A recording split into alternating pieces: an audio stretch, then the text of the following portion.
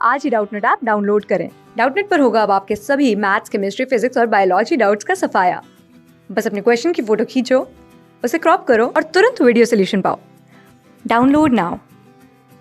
जय हिंद। आज का जो हमारा प्रश्न है वो ये है कि एक घोड़ा 440 रुपये में बेचने पे 12% की हानि होती है, तो 10% लाभ के लिए उसे कितने रुपए में बेचा जाएगा।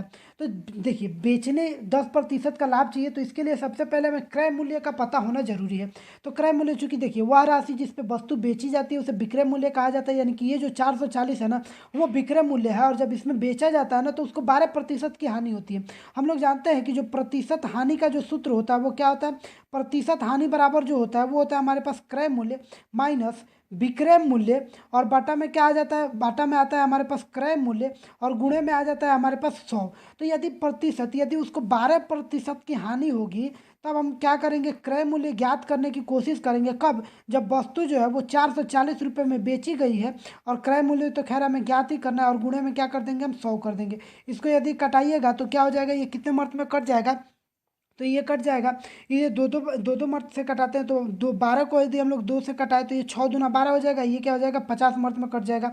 इसको हम लोग फिर से कटाते हैं, तो क्या ये, तो फिर ये 2 से कटेगा, तो ये 2 दूना 2 तीन क्या हो जाएगा, 2 तीन 6 हो जाएगा, और ये 25, 25 दूना क्या हो जाएगा, 50 हो जाएगा। यानी कि यहाँ से इस क्रय मूल्य को इस तरफ भेजते हैं, तो ये क्या हो जाएगा, 3 गुणे क्रय मूल्य बराबर क्या हो जाएगा, इस 25 को इसमें गुणा कर देते हैं, तो ये हो जाएगा हमारे पास 25 गुणे क्रय मूल्य, और माइनस 440 में जब 25 से आप गुणा कीजिएगा, तो जब 440 में 25 से गुणा कीजिएगा तो वो हो जाएगा आपके पास 11,000। कितना हो जाएगा हमारे पास, 11,000 हो जाएगा। तो यहाँ से यदि हम लोग देखें तो ये 25 क्रय मूल्य इधर प्लस में है, और ये भी 25 क्रय मूल्य इधर प्लस में है, तो क्या करते हैं, इसको इस तरफ लेके आते हैं, तब ये माइनस में हो जाएगा, और ये माइनस का 11,000 है, तो इसको बराबर के इस तरफ लेके आएंगे तो प्लस में हो जाएगा।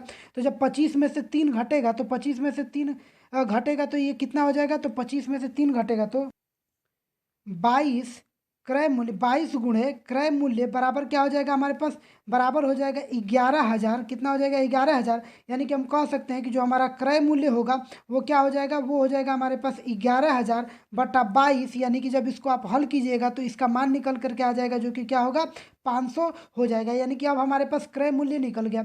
अब हमें क्या करना है कि अब हमें जो क्रय मूल्य है 500, तो 500 को कितने रुपए में बेचे ताकि हमें 10% की लाभ हो। तो हम लोग चूंकि जानते हैं कि प्रतिशत लाभ का जो सूत्र होता है वो क्या होता है, तो प्रतिशत का लाभ का जो सूत्र होता है वो होता है विक्रय मूल्य माइनस क्रय मूल्य, और बटा क्रय मूल्य, और गुणे 100 होता है हमारे पास, क्या होता है, गुणे 100 होता है। तो हमें कितने का लाभ चाहिए, तो हमें 10% का लाभ चाहिए। विक्रय मूल्य हमें ज्ञात ही करना है कि विक्रय मूल्य कितना होना चाहिए, माइनस क्रय मूल्य हमें पता है कि वस्तु जो है वो खरीदी गई है 500 में, यानी कि वस्तु का जो क्रय मूल्य है वो 500 है, और बटा क्या हो जाएगा, 100 हो जाएगा। ये 2 जीरो से ये 2 जीरो कट जाएगा, यानी कि हम कह सकते हैं ये 5 बचेगा, इधर 5 इधर जाएगा, तो ये 10 में गुणा हो जाएगा, तो 10 में गुणा हो जाएगा तो ये क्या हो जाएगा, 50 हो जाएगा।